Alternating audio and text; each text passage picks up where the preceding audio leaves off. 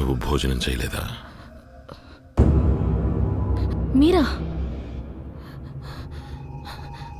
మీరు నన్ను అయితే మీరేనన్నమాట. అంటే మీరే నన్ను. నువ్వు చాలా పెంకి పిల్లవి. పాయసం తినలేదా? సర్లే, ఇది మంచిదే. నీకెప్పటికైనా తెలిసిందిగా. ఇప్పుడు ఇంక నీకు ఇది అలవాటు అవుతుంది. నన్ను ముట్టుకోవద్దు. మీరిలా నాకప్పుడైన బ్లీడింగ్, నాకప్పుడు వచ్చిన నొప్పి, మీరు నన్ను ఇలా చేయడం ఏమైనా బాగుందా బాబాజీ? మీరు నాకు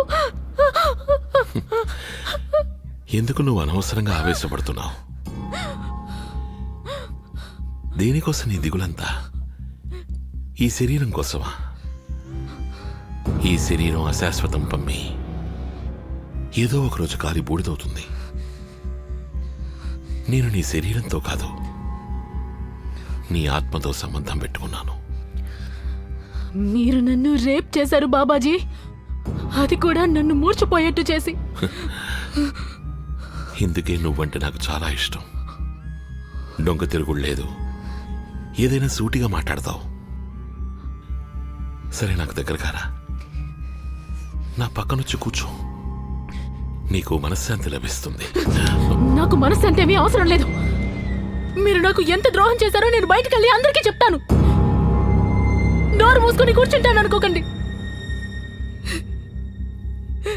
అయితే వెళ్ళు. సరే, నువ్వెలాగో నిర్ణయించుకున్నావు కదా, వెళ్ళి అందరితోనూ చెప్పు. దీనివల్ల నీకు మంచి, నీ ఆత్మకు శాంతి లభిస్తుందంటే వెళ్ళి అందరితోనూ చెప్పు. అయినా ఊరట లేదంటే సత్సంగ్ వేదిక పైకొచ్చి మైకులో ఈ ప్రపంచానికే చెప్పు. నువ్వు ఇంతకుముందు నా గురించి చెప్పిందంతా అబద్ధమని చెప్పే. చావు బతుకుల్లో ఉన్న మీ అన్నయ్యని కాపాడి తీసుకొచ్చింది, నీ ఇంటికి, నీ కుటుంబ సభ్యులకి నేను నీడనిచ్చింది, మీ అన్నయ్యకి కమాండర్గా ప్రమోషన్ వచ్చి ఫ్యాక్టరీ మేనేజర్ అయ్యింది, ప్రస్తుతం నీకున్నటువంటి రక్షణ, ప్రేమ, నేనిచ్చినవన్నీ కూడా అబద్ధమని చెప్పేసి నువ్వు అరిచి, ఏడ్చి, గోల పెట్టి, అల్లరి చేసి చెప్పేదంతా నిజమని నమ్ముతాను అనుకుంటే ఇక్కడి నుంచి వెళ్ళు. వెళ్ళి చెప్పు, అందరికీ చెప్పే. చేసిన దానికి మూల్యం నా శరీరం ద్వారా వసూలు చేసుకున్నారా?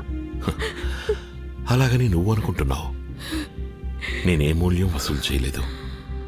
ఇది నా హక్కు అనుకున్నా. ఎప్పుడైతే నేను హక్కును చేర్చుకున్నానో ఆ రోజు నీకు నన్ను అర్పించుకున్నాను. సంపూర్ణంగా అర్పించుకున్నాను. నాదంతా నీదే, నీదంతా నాదే. నువ్వు అనవసరంగా బాధపడుతున్నావు. నేనెప్పుడూ కూడా నీలా ఆలోచించను. మీది చాలా అసహ్యమైన ఆలోచన. నేను ఇక్కడి నుంచి వెళ్ళాలి. ఇక ఈ ఆశ్రమంలో ఒక్క క్షణం కూడా ఉండను.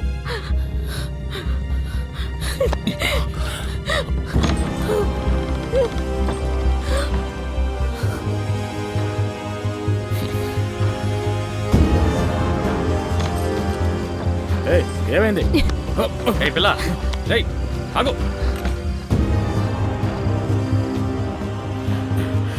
సర్వదేవ బాబాజీ,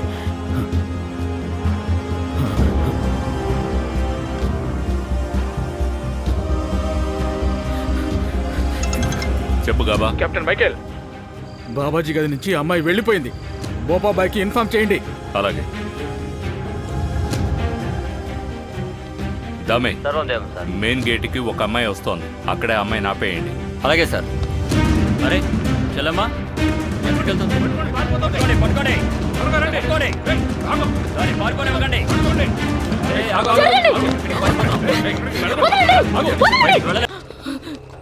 అందరినీ చంపేస్తారు. ఆ బాబా గారిని నేను వదిలిపెట్టను. అసలు నిజమేంటో అందరికీ చెప్తారు. అర్థమైందా? మనుషులేనా మీరు? వెళ్ళనివ్వండి. ఎలా వచ్చింది అది? ఎలా వచ్చింది అది? దొంగ నా కొడకల్లారా, ఇక్కడికి అది ఎలా వచ్చిందిరా? వదిలిపెట్టు నన్ను. వదలు. చంపేస్తారే దొంగ ముండా. వదలు. రేయ్,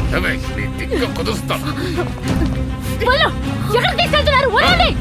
నేను రాను. నేను ఎక్కడికి రాను. వదలండి. వదలు. రేయ్, చేతులు చెయ్యదులు.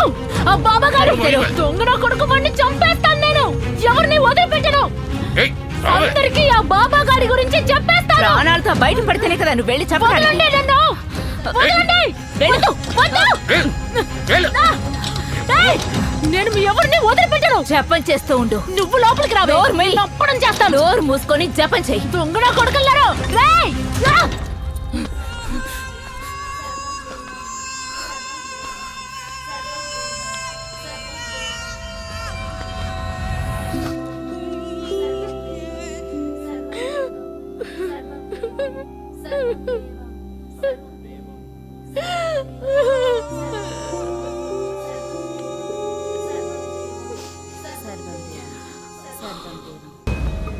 నేను నీతో ఎలా చెప్తే మారుతావో అర్థం కావడం లేదు. హా? ఎలక్షన్స్ అయ్యేంత వరకైనా నువ్వు కంట్రోల్ చేసుకోవచ్చు కదా. పోరా పిచ్చోడా, ఈ దేశంలో ఎప్పుడు ఏదో ఒక ఎలక్షన్ ఉంటూనే ఉంటుంది. ఒకటైన వెంటనే ఇంకోటి మొదలవుతుంది. అందుకని బతకడం మానేస్తావా? మిగతా వాళ్ళ బ్రతుకులెందుకు నరకం చేస్తున్నావు? నువ్వు చేసే పెంటని క్లీన్ చేయలేక చచ్చిపోతున్నాను. మరి నీలాంటి వాళ్ళని నేను ఎందుకని పోషిస్తున్నాను అనుకుంటున్నావు భోపా? నీ వల్ల కాకపోతే నాకు చెప్పు. అంతేకాని ఇంకెప్పుడు ఇలా వచ్చి నాకు ఉచిత సలహాలు ఇవ్వడం మాత్రం చెయ్యొద్దు. వీటన్నిటికీ అతీతున్నయ్యాను నేను. అలాగే బాబాజీ.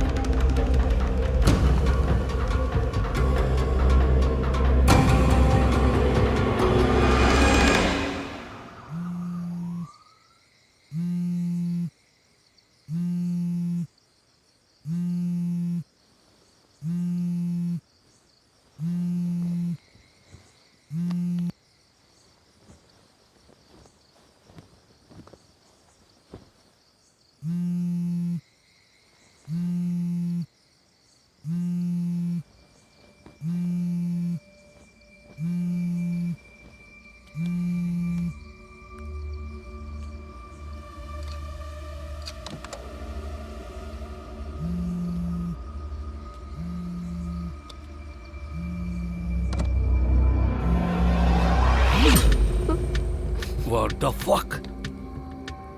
రిషిత ప్లీజ్ వద్దు. ఇంకా నా వల్ల కావట్లేదు కరణ్. నువ్వు నీ భార్యని ఎలాగో వదిలిపెట్టలేవు.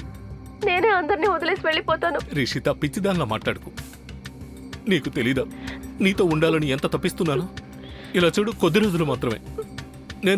నేను లాయర్తో కూడా మాట్లాడాను. Everything will be done with in 3 months. 3 నెలల్లో నువ్వు ఢిల్లీకి ఒక్కసారి కూడా రాలేకపోయావు. ఇంకెందుకు అబద్ధాలు చెప్పి నన్ను మభ్య పెడుతున్నావు? ఈ స్కార్ఫ్ నీకు గుర్తుందా? ప్యారిస్ నుంచి నువ్వు నా కోసం తీసుకొచ్చావు. చూడు, ఈ రోజు నాకు ఇది ఉపయోగపడుతోంది. కనీసం జనాలు ఇక్కడ నన్ను హీనంగా చూడటం మానేస్తారు. ప్లీజ్ రా, దయచేసి ఈ పని చేయకు. నువ్వు లేకపోతే నేను కూడా బ్రతకలేను. Give me 1 week's time please. Promise గా చెప్తున్నావా? I love you. నీకంటే నాకు ప్రపంచంలో ఏది ఎక్కువ కాదు. ప్లీజ్.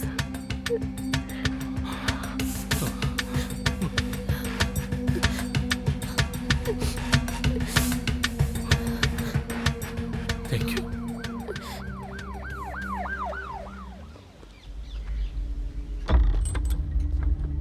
ఇవ్వండి. కంప్లీట్ ఫైల్ అయినా? అవును సార్. బాబా ఫైల్ ఇది.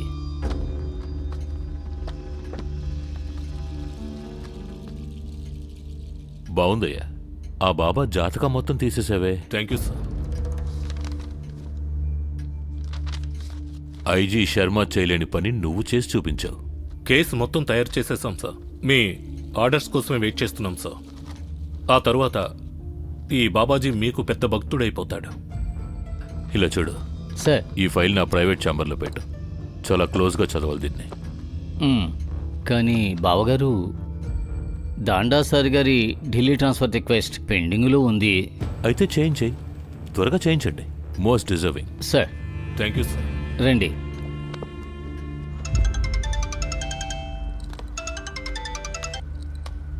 చెప్పు. నువ్వు ఈరోజు న్యూస్ పేపర్ చదివావా? అన్ని న్యూస్లో ఇక్కడి నుంచేగా వెళ్ళేది. కొత్త న్యూస్ ఏముంటుంది? స్పెషల్ ఏమైనా ఉందా?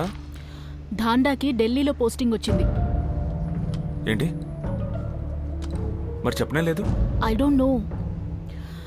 నాకెందుకో డౌట్గా ఉంది. తను ఇప్పటిదాకా ఎందుకు చెప్పలేదు? I'll call you. Bye. Sir నేను ఛార్జ్ ఇచ్చేశాను.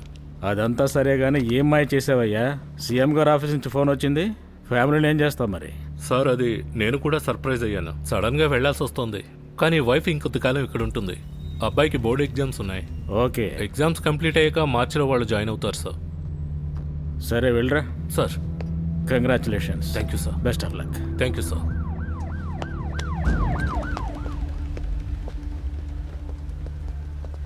దండా.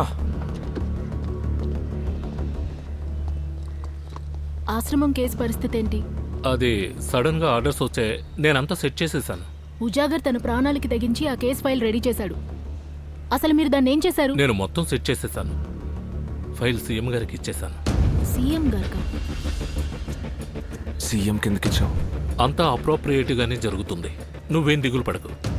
ఏది ఏం జరిగినా నాకు ఫోన్లో అప్డేట్ ఇస్తూ ఉండు. ఓకే? ఇప్పుడు నేను బయలుదేరాలి. పొద్దుటే ఢిల్లీలో రిపోర్ట్ చేయాలి. రే, ఉజాగర్ నీలాంటి వాళ్ళ వల్ల యూనిఫామ్కి ఫ్రెండ్షిప్కి చెడ్డ పేరు వస్తుందిరా.